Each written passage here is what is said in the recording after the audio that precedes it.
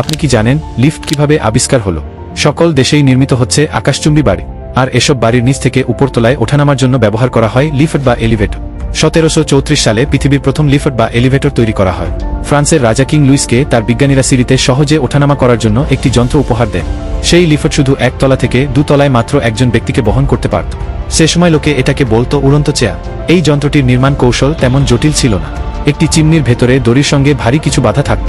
দড়ির অন্য প্রান্ত বাধা হতো চেয়ারটি। একজন লোককে ডিউটি দেয়া হয়, সে লিফট ওঠানোর সময় তারা অন্য প্রান্তের ওজন বাড়িয়ে দিত, আবার নামানোর সময় ওজন কমিয়ে দিত। 1852 সালে নির্মাণ করা হয় বাষ্প ও হাইড্রোলিক এলিভেটর, যা নির্মাণ করেন এলিশা গ্রেভস ওটিস। এর 5 বছর পরে ওটিস নিউ ইয়র্কে প্রথম যাত্রীসাধারণের জন্য লিফট বা এলিভেটর স্থাপন করে।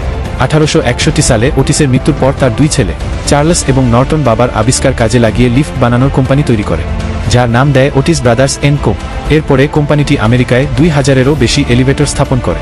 বছর 5 বাদে ওটিস এর ছেলেরা হাইড্রোলিক এলিভেটর চালু করে এবং 1879 সালে ওটিস কোম বাষ্প ও হাইড্রোলিকের পাশাপাশি বৈদ্যুতিক এলিভেটর মেশিন স্থাপনে সক্ষম হয়। পরে এই মেকানিজম কাজে লাগিয়ে অনেকেই আরও অত্যাধুনিক লিফট তৈরি করেন। এভাবেই বাবার আবিষ্কারকে তার ছেলেরা আরও দারুণভাবে এগিয়ে নিয়ে যায়। এমন দারুণ গল্প শুনতে আমাদের সাবস্ক্রাইব করুন।